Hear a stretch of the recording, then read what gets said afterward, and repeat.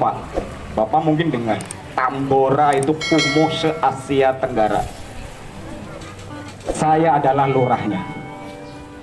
Alhamdulillah dengan tekad saya, dengan apa yang diberikan ilmu oleh Pak Anies, saya bisa melaksanakan. Akhirnya saya purna bakti tanpa masalah. Anies tuh orangnya, mohon maaf Pak, nggak pernah marah, nggak pernah nunjuk-nunjuk anak buah. Hai lurah, hai camat, wali kota, tidak pernah. Santun banget Pak. Saya yang ngalamin Pak. Saya saksi hidup Pak Anies adalah jiwa pemberani, tegas dan amanah. Demi Allah saya tidak mengada-ada, karena saya adalah anak buah beliau, jadi tahu persis kemana Pak Anies langkahnya. Di Tomang kebakaran 3 RW, saya lurahnya Pak Anies bukannya marahin ke saya, malah ngelus-ngelus saya. Sabar Pak Lurah, ini adalah musibah. Beliau langsung menyumbang semen 1000 sak untuk warga kebakaran di wilayah Tomang. Para lurah, para camat, para wali kota, kalau kedatangan beliau ke daerah Pak, ada rasa adem terguyur di kepala, anyep, enak Pak bahasanya Pak. Terus terang saja, saya mengalami 4 kali gubernur, tapi saya bisa merasakan gubernur Pak Anies lah yang mudah-mudahan beliau dengan Pak Muhaimin bisa pegang RI 1. Insya Allah masyarakat sejahtera. Saya jamin Pak Anies tidak akan bohong dengan janji-janjinya. Ini sebagai mantan penasihat KPK selama 8 tahun, saya tahu bahwa kenapa Presiden sekarang dan kabinetnya serba pusing dan pening. Karena insya Allah penjara akan menanti mereka.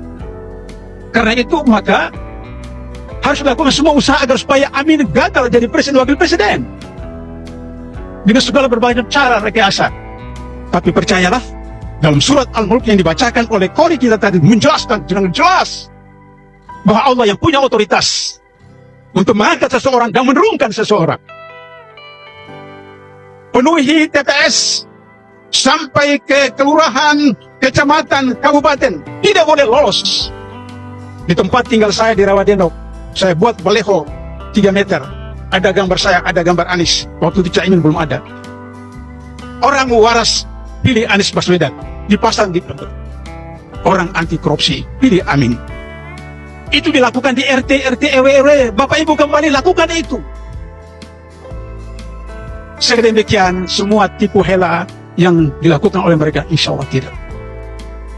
Tapi 9 tahun terakhir Indonesia sudah menjadi negara oligarki, sehingga tidak ada pilihan lain, harus perubahan.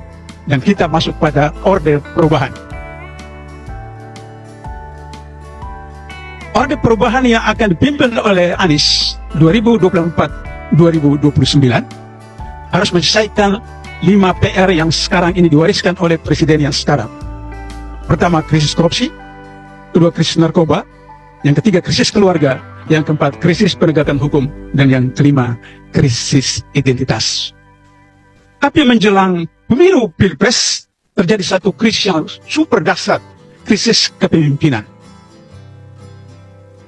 Kenapa krisis kepemimpinan? Karena seorang pemimpin anggap bahwa negara ini adalah rumahnya.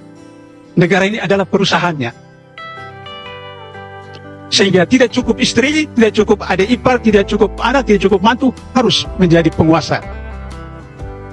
Mas Anies itu aktivis intra-universiter. Menjadi ketua OSIS ketika pelajar dan ketua BEM ketika jadi mahasiswa. Itulah karakter seorang insan akademis. Caimin mencapai prestasi tertinggi sebagai ketua umum PBPBI, Perhimpunan Mahasiswa Islam Indonesia. Sebagai mantan ketua umum PBHMI, saya merasakan betapa dahsyatnya godaan, cobaan, dan perjuangan untuk mencapai ketua umum PBPMI.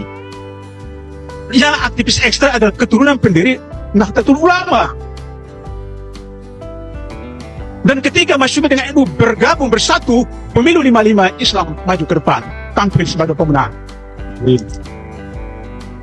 Dan ini dalam sejarah hanya satu dari 1000 kesempatan. Oleh karena itu tidak ada pilihan bagi kami, harus Amin terpilih menjadi presiden waktu presiden.